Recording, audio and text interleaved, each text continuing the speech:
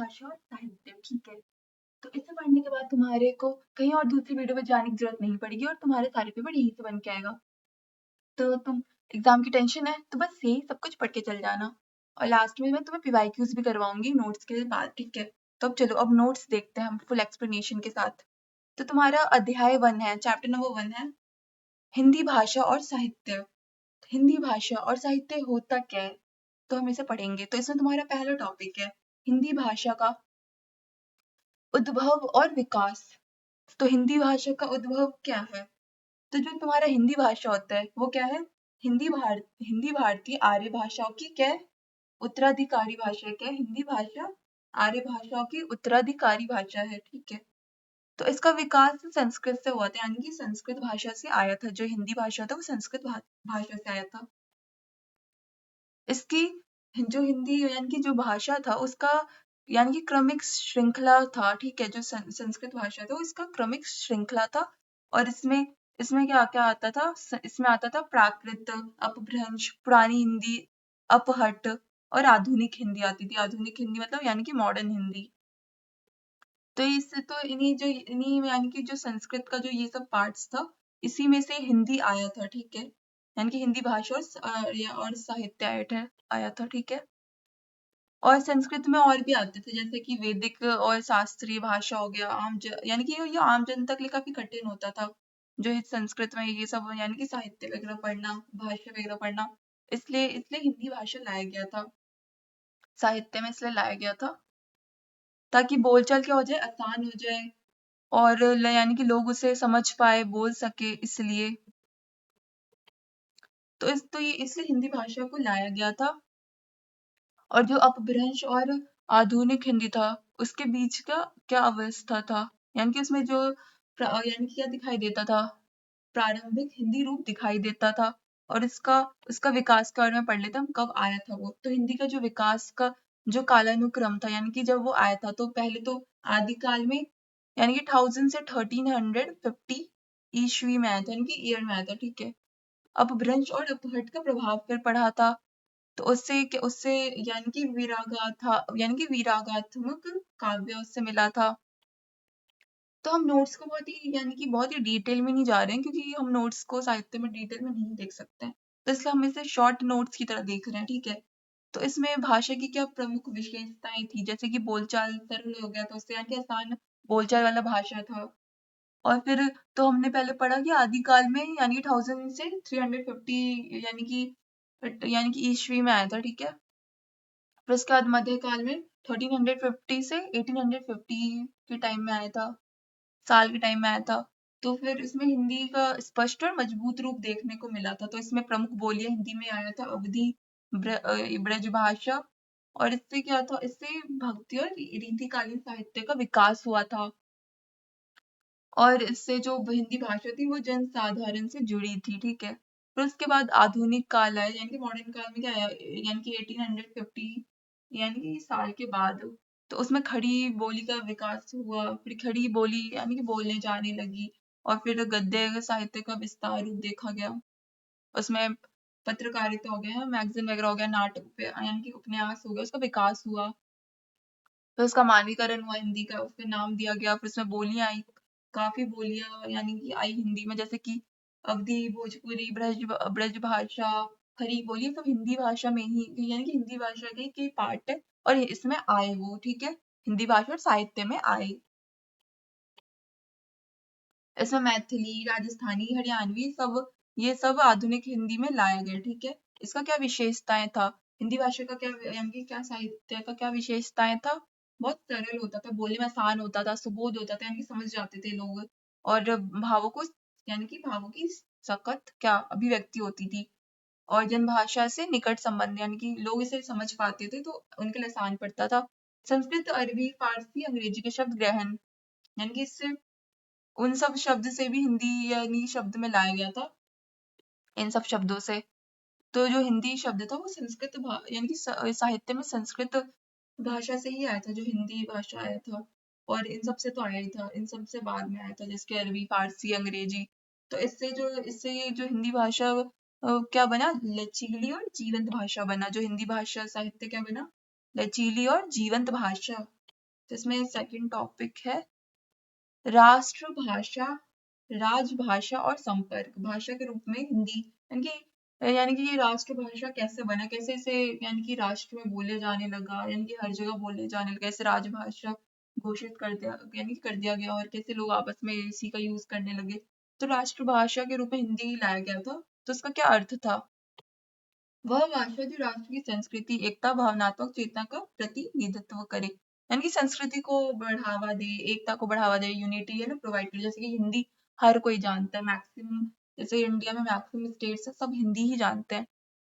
तो इससे क्या हो गया, एक संस्कृति आगे बढ़ती है, एक एकता यूनिटी आती है, इससे संस्कृति कल्चर हो गया हमारा, तो ये सब इससे बढ़ावा देता है इसे, ठीक है। तो इसलिए इसे लाया गया, तो इसे राष्ट्रभाषा बोल दिया गया।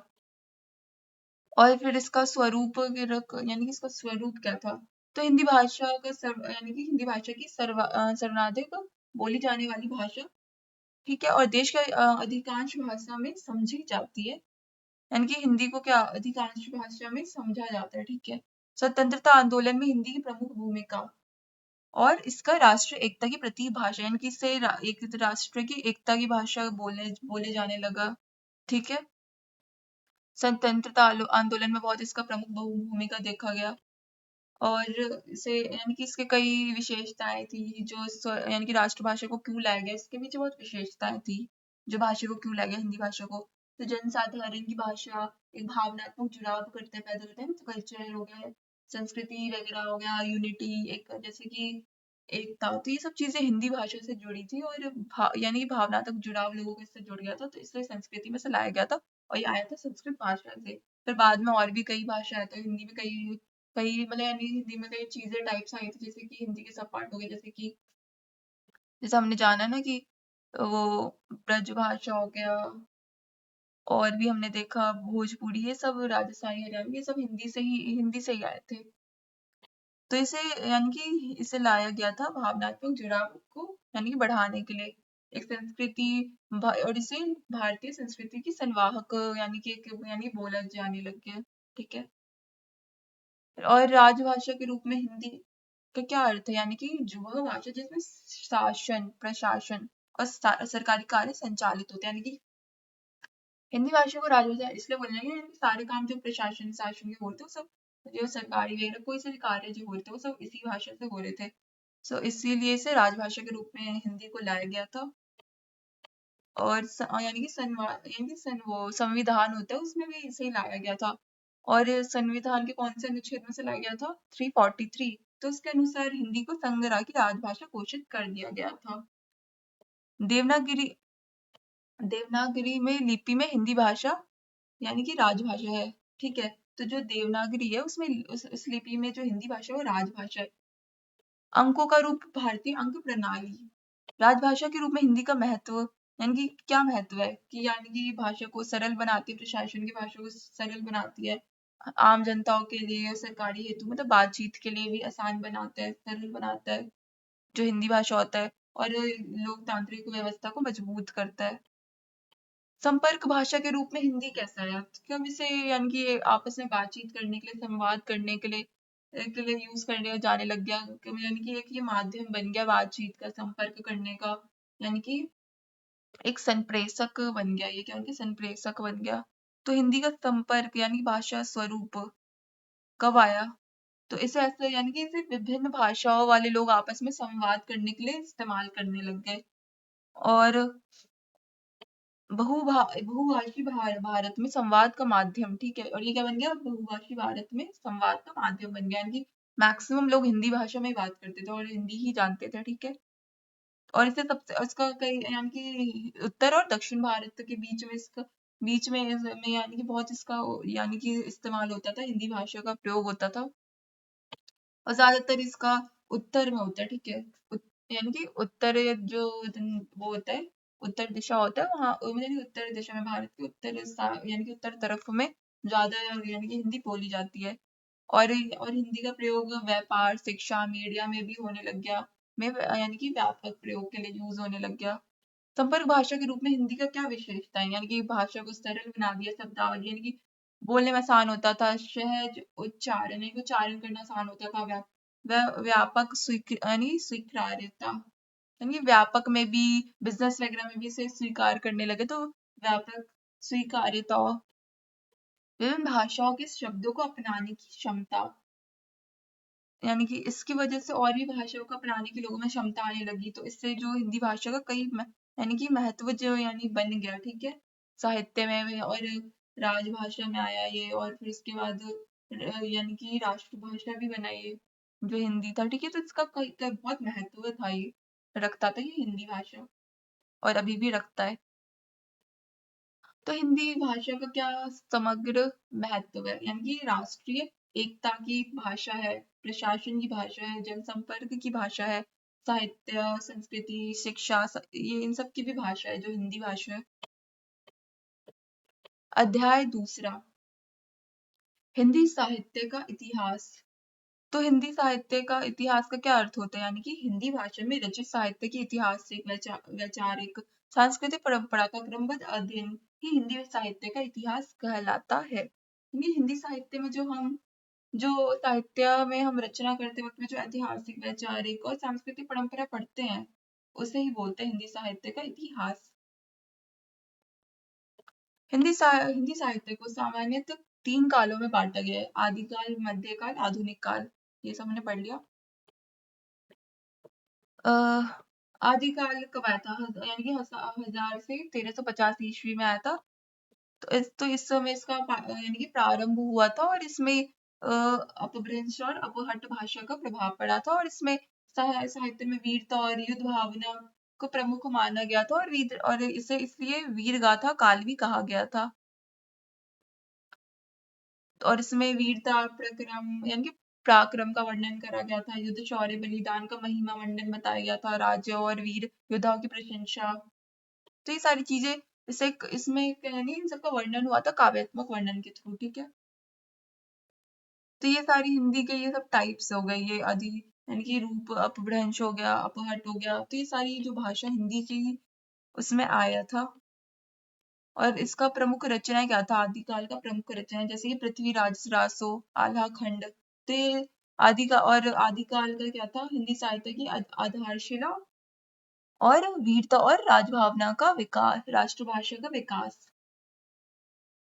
नेक्स्ट है मध्यकाल। ये आया था मध्यकाल में, आया था, इसे हिंदी साहित्य का स्वर्ण युग बोला गया।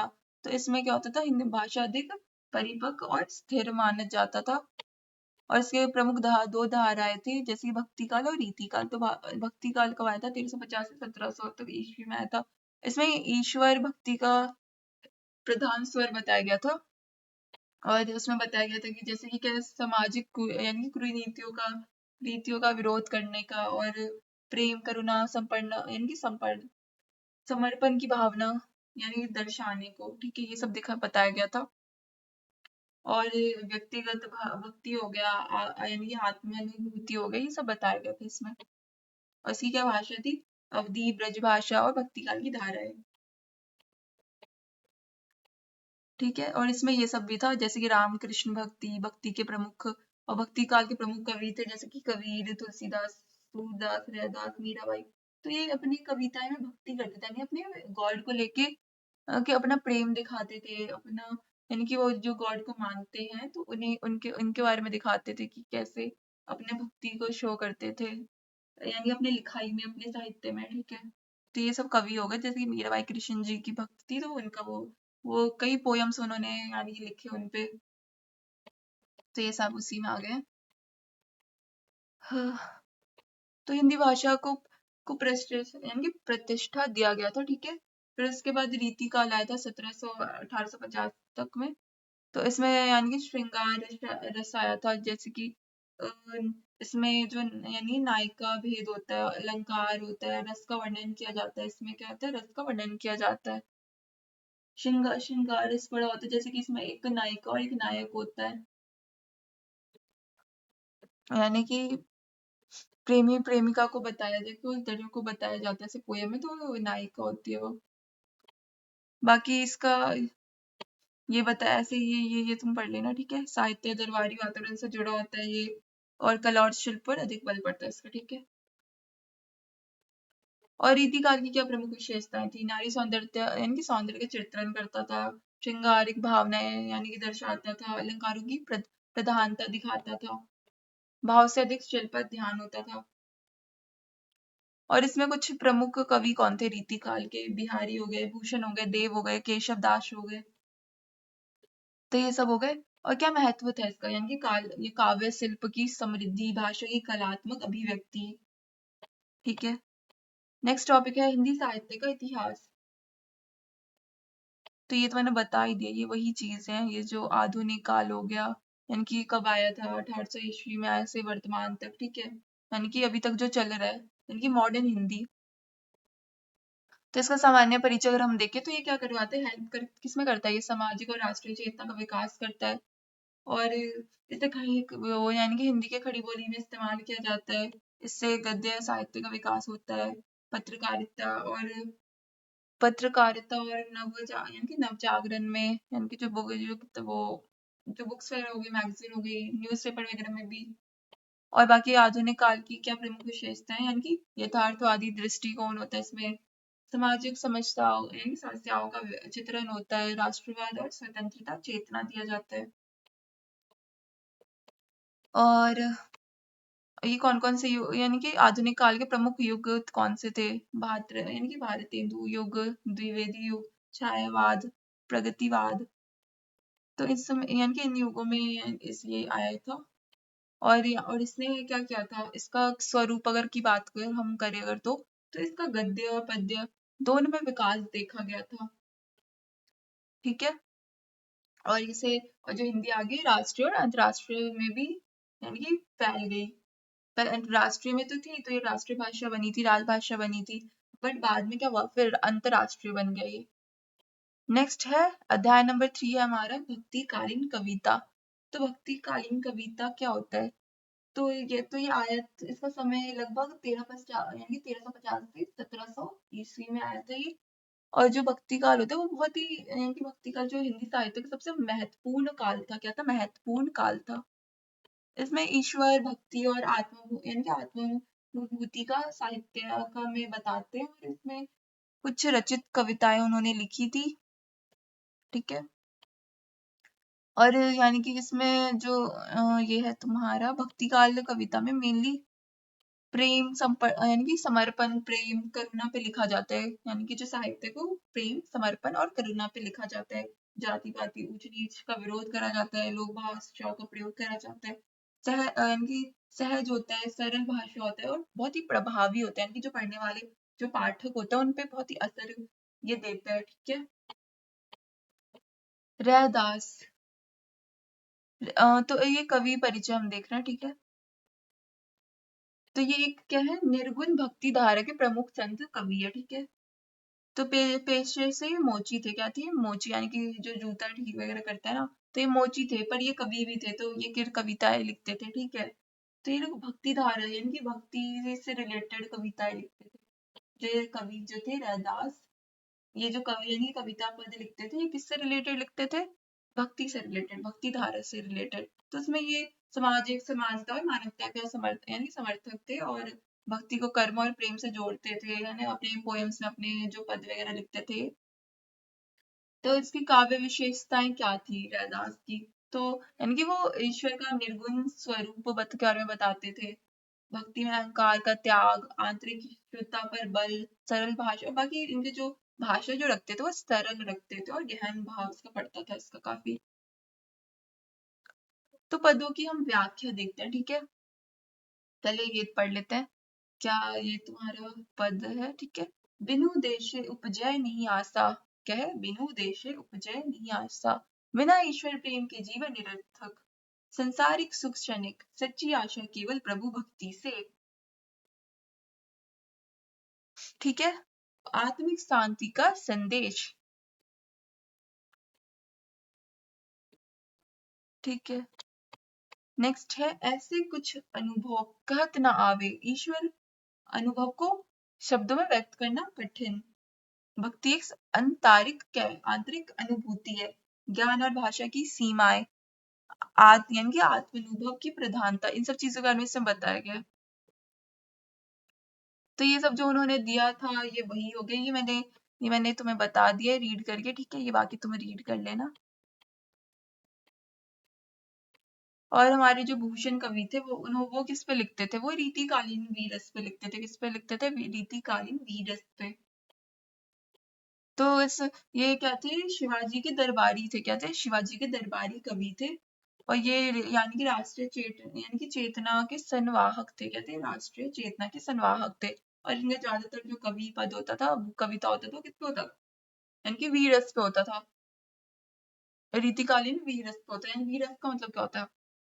जैसे कि कोई साहस वगैरह दिखा रहा है ना, तो इसे वीरस बोला जाता है। कोई साहस का दिखा रहा है, अपना शक्ति वगैरह दिखा रहा है, तो वो वीरस हो। जैसे कि राजा महाराज वगैरह के लिए कोई यानी कि कुछ बोलेंगे तो वीरस में के थ्रू बोलेंगे। तो इसमें क्या बताते थे? वो वीरता और स्वाभिमान, यानी कि स्वाभिमान के क्या थे? गायक। तो इनकी जो भूषण की कविताएं थी, इसकी क्या विशेषताएं थी? यानी कि अपनी कविताएं में वो क्या ऐसा अलग करते थे बाकी के मतलब कविताओं से? तो इसमें क्या होता था? ओजपूर्ण भाषा होता था। क्या होता था? ओजपूर्ण भाषा होता था और वीरस की प्रधानता होता था। यानी कि वीरस का ये ज्यादातर प्रयोग करते थे, रीतिकालीन वीरस। और युद्ध और पराक्रम का वर्णन करते थे।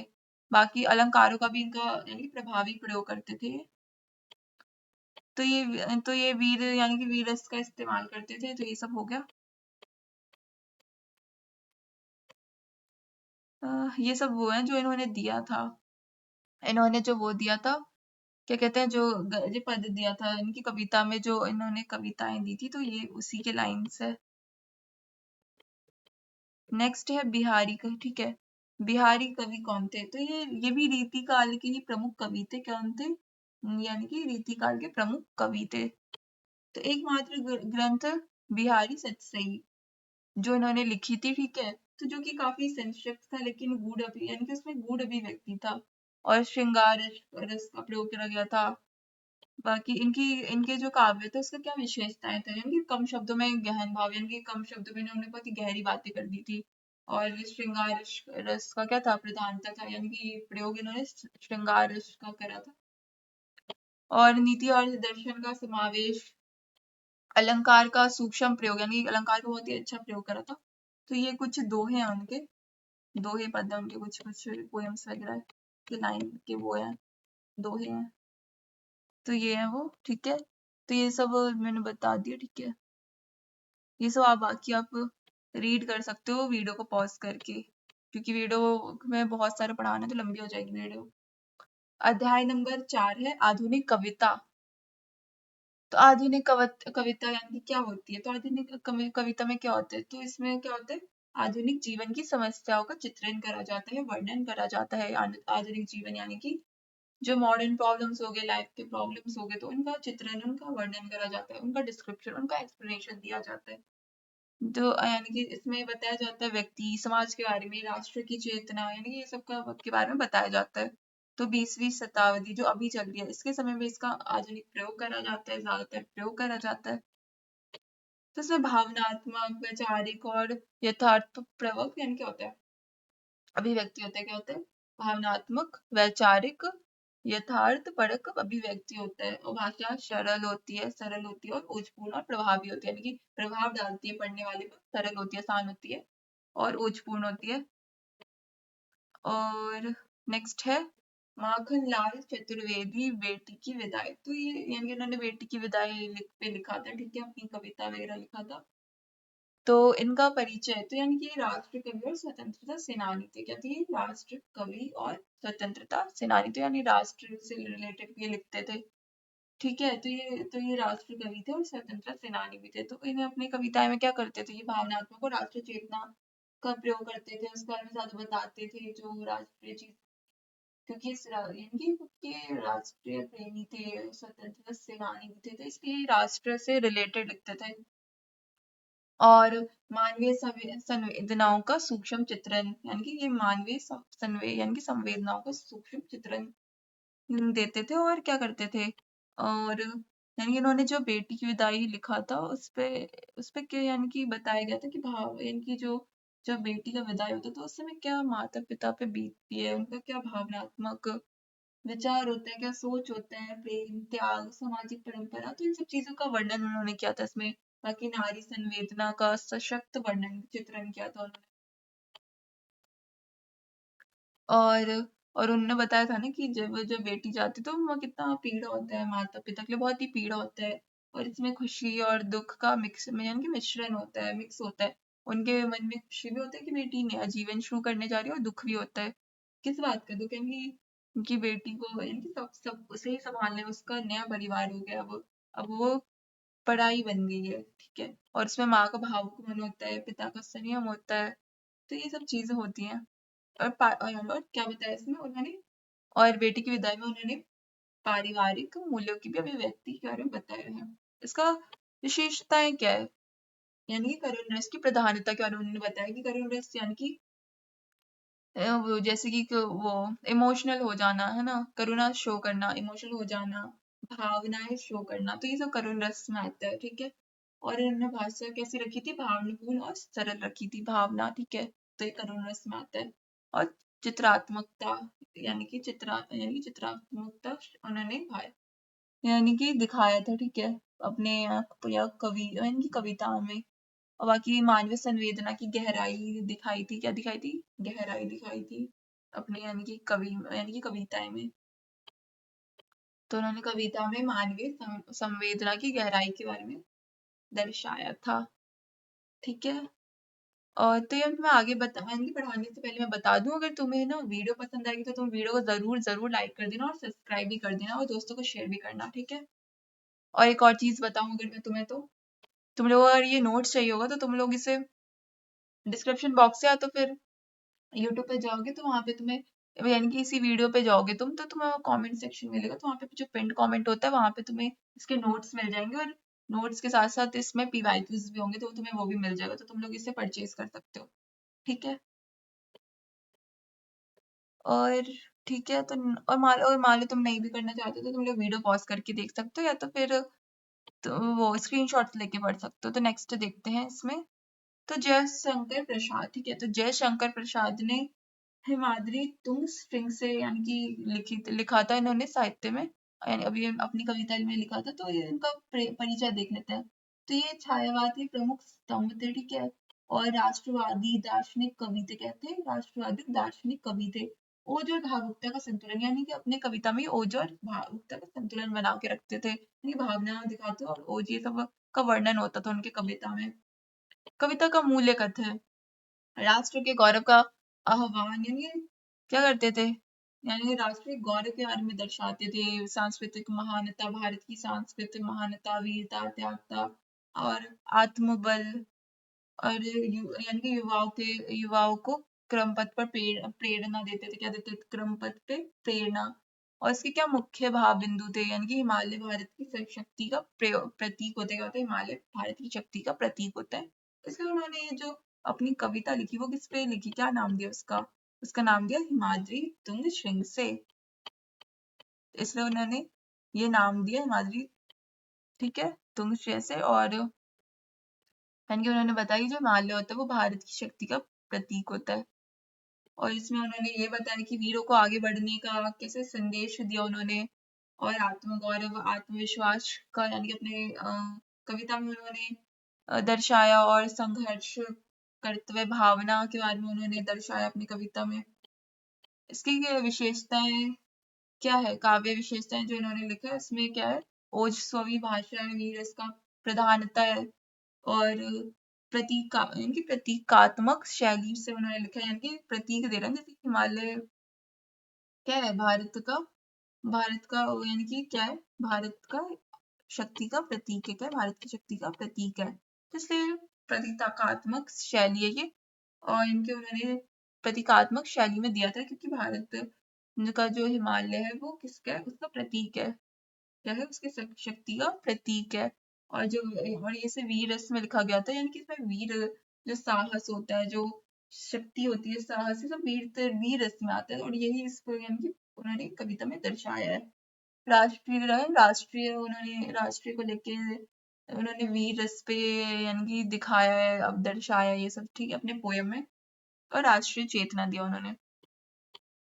नेक्स्ट है नागार्जुन, ठीक है। तो नागार्जुन ने लिखा है बादल को घिरते देखा है, ठीक है। तो इनमें ये जन कवि थे और प्रगतिशील विचारधारा रखते थे, ये आम आदमी की आवाज थे ये, और यानी कि उनकी आवाज सुनते थे, उनका जो बोला हुआ मानते थे, ठीक है। और उनके यानी कि उनकी प्रॉब्लम्स से रिलेटेड, जो आम आदमी के नॉर्मल लोगों के जो प्रॉब्लम्स थे उनसे रिलेटेड ये कहानियां लिखते थे और कविताएं लिखते थे, इसलिए ये आम आदमी के क्या थे, आवाज थे। और प्रगतिशील विचारधारा रखते थे, यानी कि प्रगति होनी चाहिए और डेवलपमेंट वगैरह होनी चाहिए ना लोगों के लिए, आम लोगों के लिए, तो यही था, इसलिए ये जन कवि थे, ठीक है। कविता का क्या मूल भाव है जो इन्होंने बाद यानी कि जो इन्होंने कवि लिखा है बादलों को गिरते देखा है, तो इसका मूल भाव क्या है? इसका मूल भाव है कि प्रकृति और जीवन का यथार्थ चित्रण करना है, यानी कि एक तरह से दोनों के बिहेव डिफरेंस, यानी कि डिफरेंस बता रहे हैं जीवन का, यानी कि प्रगति से क्या कर रहे हैं, चित्रण कर रहे हैं, इन दोनों का कंपैरिजन कर रहे हैं, प्रगति और जीवन का, यानी कि प्रकृति और जीवन का यथार्थ चित्रण दिया है और उससे कंपैरिजन कर रहे हैं प्रकृति और जीवन का, ठीक है, नेचर और लाइफ का। और इसमें उन्होंने सामाजिक विषमता पर संकेत दिया है, प्रकृति और प्रतीकों के माध्यम से अर्थ इस उन्होंने दिया इसका, ठीक है। यानी कि कोई कोई चीजों को, यानी कि जैसे बादल का जो क्या प्रतीक है, क्या सिंबल है, तो वो सब बताया उन्होंने। इसके क्या मुख्य भाव बिंदु है इस कविता के, जो इन्होंने दिया, नागार्जुन ने दिया, ठीक है। तो इसमें जो बादल है वो परिवर्तन और संघर्ष का प्रतीक है, जो इसमें कस्तूरी मृग है वो भटकाव का संकेत है। क्या है? कस्तूरी मृग है भटकाव का संकेत। कुबेर और अलका क्या है? वैभव का क्षय। और इसमें जीवन की यानी कि अस्थिरता के बारे में बताया गया, जीवन की अस्थिरता यानी कि अनस्टेबिलिटी के बारे में बताया गया। इसकी काव्य विशेषता है कि मुक्त छंद में लिखा गया है और सरल और प्रभावी भाषा है, यानी कि बहुत ही सरल भाषा में इसे लिखा गया है और प्रभावी भाषा है इसका, यानी कि प्रभाव डालता है काफी। प्रतीकात्मकता, यानी कि इसमें जो बादल है, हिरन है, ये सब किसी चीज का प्रतीक है ना, सिंबल है किसी चीज का, तो इसलिए इसे यानी कि प्रतीकात्मकता शैली में लिखा गया है और इसमें जो कवि है वो यथार्थवादी दृष्टिकोण रखते हैं। तो और इसका तो ये हमने पढ़ लिया, ठीक है। अब हम PYQs देखेंगे, क्या देखेंगे? PYQs, ठीक है। तो तुम्हारा पहला क्वेश्चन क्या है? तो हमें पास किस चीज का PYQs देख रहे हैं? हिंदी भाषा और साहित्य क का, ठीक है। आगे ख पे भी आएगी बाद में वीडियो, लेकिन अभी फिलहाल क पे आई है, हिंदी भाषा और साहित्य क। तो इसमें प्रश्न 1 है तुम्हारा, मेरा गर्व समय के चरणों पर कितना बेबस लौटा है, मेरा वैभव प्रभु की आज्ञा पर कितना छोटा है, भावार्थ स्पष्ट कीजिए। तो ये जो पंक्ति है वो माखनलाल चतुर्वेदी की कविता जो है बेटी की विदाई, उससे लिया गया है। और यहाँ पे उन्होंने, यानी कि जो कवि हमारे जो चतुर्वेदी जी है ना, माखनलाल चतुर्वेदी जी है, उन्होंने पिता के मन के बारे में बताया है, पिता के अंतर्मन यानी कि अंतर्मन की विवशता के बारे में बताया है, पीड़ा के बारे में व्यक्त किया है, बताया है उन्होंने। उन्होंने बेटी के विदाई के क्षण के बारे में बताया, यानी कि क्षण में जो पिता का गर्व होता है, सम्मान, वैभव होता है, सब व्यर्थ प्रतीत होने लगता है, सब वेस्ट प्रतीत होने लगता है।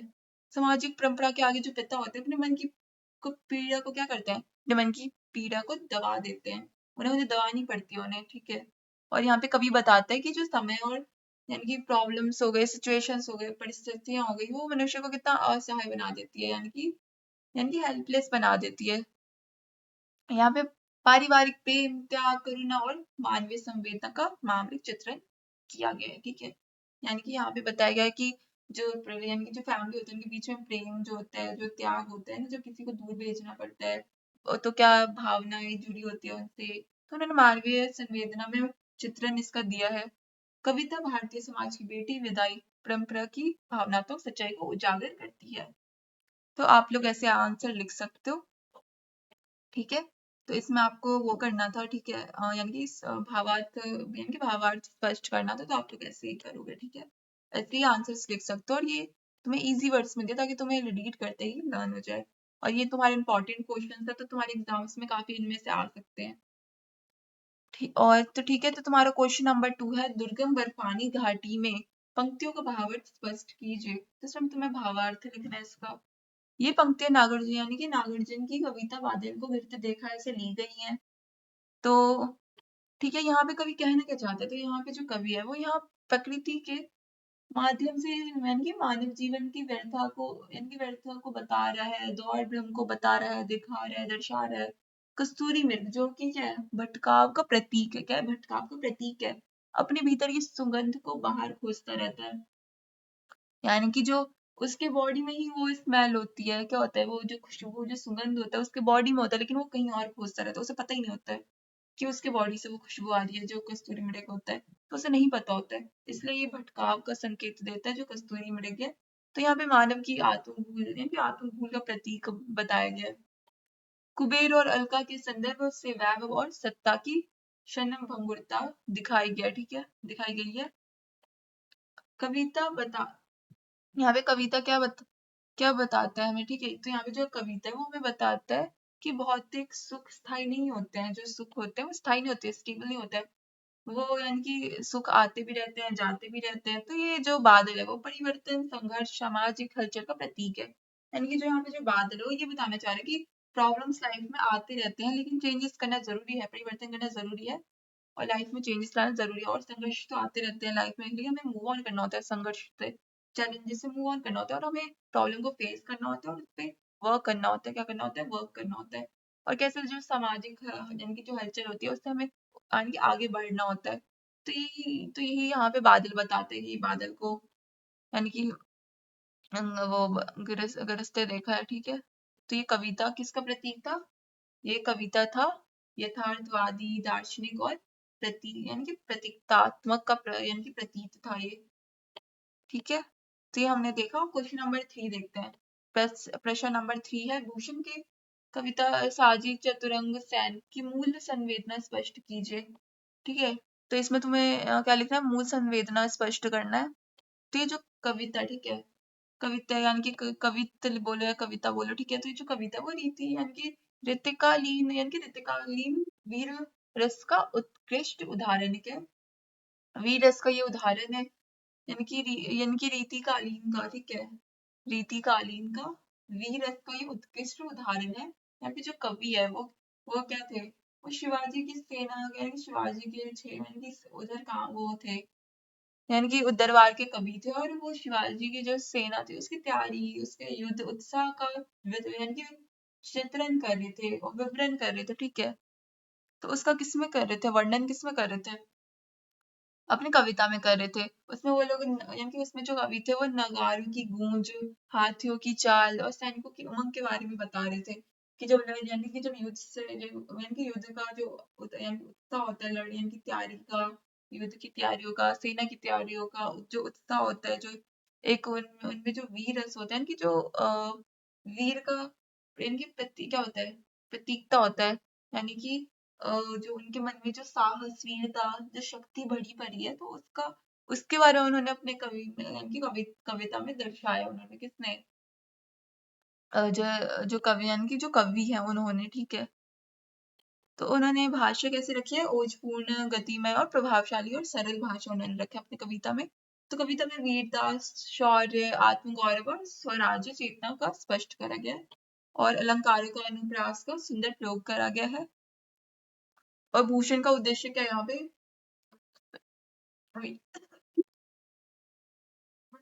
वीर भाषा को जागृत करने का, ठीक है। तो यहाँ पे भूषण का उद्देश्य है वीर भाषा भावना को जागृत करने का, ठीक है। तो प्रश्न नंबर 4 क्या है तुम्हारा? हिमाद्री तुंग श्रृंग से कविता का मूल कथ्य स्पष्ट कीजिए, ठीक है। तो जो हिमाद्री तुंग श्रृंग से यानी कि कविता है जो, ठीक है। तो ये कविता दिया किसने? ये कविता जयशंकर प्रसाद ने दिया, ठीक है। तो शंकर प्रसाद है, उन्होंने हिमालय को भारत की शक्ति का यानी कि प्रतीक बताया है, और भारतीय स्थिरता गौरव का प्रतीक बताया है। कवि युवाओं को साहस, संघर्ष और क्रमशीलता का संदेश देता है। कविता में आत्मबल, वीरता और त्याग का वर्णन करा गया है, उसका जो बताया गया है। और जो विदेश की दासता के विरुद्ध राष्ट्र चेतना के यानी कि जगाने का प्रयास करा गया है, ठीक है। और भाषा कैसे रखा गया है? सरल, ओस्वावी और भावपूर्ण यानी कि भावप्रवण रखा गया इसमें। और कविता या राष्ट्रीय प्रेरणा का अमर रचना है। प्रश्न नंबर 5, आदिकाल की प्रमुख प्रवृत्तियां लिखिए, ठीक है। तो इसमें ये सब ऐसे लिखना है तुम्हें आंसर, ठीक है। यानी कि वीर गाथात्मक काव्य की प्रधानता, युद्ध शौर्य का पराक्रम का वर्णन, तो ये सब तुम देख लेना, ठीक है। इसमें ज्यादा कुछ बताने का नहीं है, तो ये तुम खुद देख लेना। अब नेक्स्ट क्वेश्चन है तुम्हारा, राष्ट्रभाषा के स्वरूप और इनकी विशेषताओं का प्रकाश डालने थे कि राष्ट्रभाषा जो हिंदी उसे बताया हिंदी को, तो उसका क्या स्वरूप है, क्या विशेषता है, वो बताना है। तो राष्ट्रभाषा राष्ट्र की एकता और पहचान का माध्यम होती है। हिंदी भारत की सर्वाधिक समझने वाली बोली है, यानी भाषा है, और क्योंकि इसे हर जगह समझी जा सकती है, मैक्सिमम लोग हिंदी समझते हैं। और ये एकता का यानी कि एकता का वो प्रतीक है, पहचान का माध्यम है, क्योंकि हिंदी मैक्सिमम लोग जानते हैं ना। और बाकी ये सरल, सहज और भावप्रवण भाषा है। जन संपर्क और राष्ट्रीय चेतना का माध्यम भी है ये। साहित्य, शिक्षा, प्रशासन में भी उपयोगी है, और विविध भाषाओं को जोड़ने की क्षमता रखता है।